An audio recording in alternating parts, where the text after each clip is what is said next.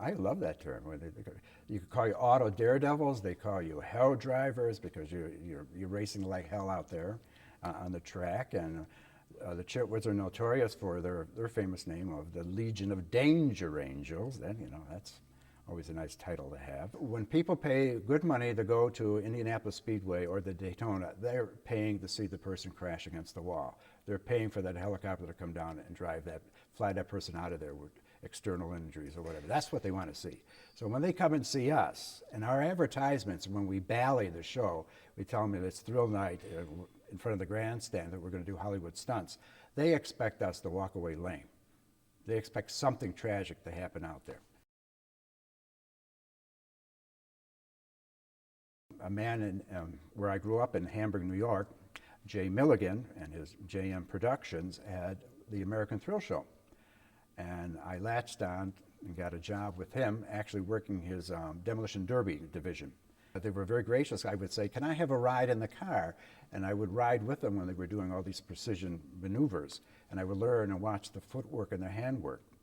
And then when we actually went out to the racetracks just to practice when we were breaking in other new guys that wanted to be a part of the show, I would ask if I could do some of the stunts. And then they would allow me to try it out with these broken down cars and all that. And that's how I got my hand on doing stunt work. Everything's choreographed.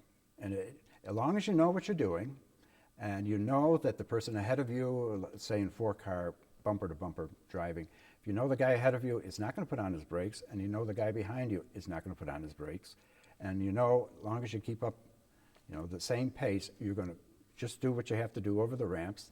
Just follow the movement of the car in front of you. That'll tell you if you hit the ramp or not. And we have, certain ways of doing our turns in a corner. The guy ahead of you will always go up. You're supposed to go down type of thing. And as long as you do that, you're out of everybody's way and nobody gets hurt. When I came back to continue my studies in the priesthood, the very first couple days that we met, they would sit there, all the seminarians, and they would reflect upon what they did during the summertime. And again, these gentlemen who went through parochial education with the nuns, teaching them from kindergarten on, would come there and get so excited, sharing their thoughts and say, I was assigned to this very large suburban parish, and I was out there taking census, or I was out there running a charity camp for the young kids and run by the diocese. Oh, that's great. I'm saying, hey guys, you're going to do that the rest of your life as a priest. So they said, well, what did you do, Juran? And I said, well, I was on the racetrack. I was going through firewalls, and I was rolling over cars for a living, and they thought that was crazy. And I said, but I was out there in the outside world. I said, I was with carnival people, and I sort of with these guys who, I wouldn't think you want to meet in a dark alley, but these guys worked in the show, and I said I enjoyed every single minute, and I got an education from them.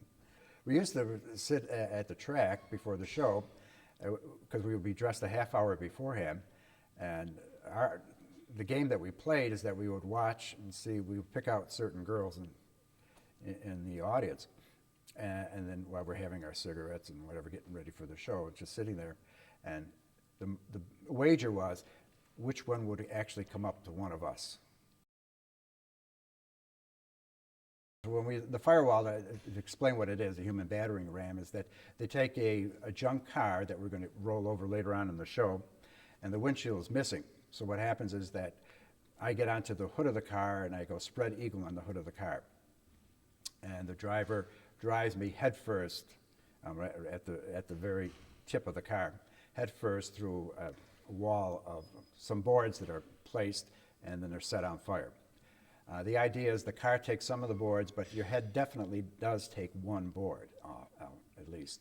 And if you get nice, ripe, and young wood, it'll shatter like an explosion. It's very impressive. And what you do is then you get on the hood of the car and you go down to the top of the speedway. Guy turns the car around, your driver turns the car around, then he heads right back towards the firewall, about 60 miles an hour. The faster you go, the better. Then it doesn't hurt as much. And right through the firewall, and then you come back and you take your bow. Sponsors that come on the road and they will say, gee, can I do it? So we had to put on these elaborate coveralls and sweatsuits and put on the fire protection on their head, give them a helmet, and then they were coming to ask me my advice. Now, how do you do this, Father? So when you get somebody who really he's got a big ego, and he really wants to show that I could do a little bit better than you, and I said, sure. So you give him all the necessary equipment, you get on there, and you tell him to grasp it, and we say, at the last minute, to let the driver know that you are ready to go through that firewall when he's ready to hit it, is that thumbs up. And these guys would listen to you, and they would go thumbs up and break both thumbs. And we sit back and laugh. Did I say that? I'm sorry.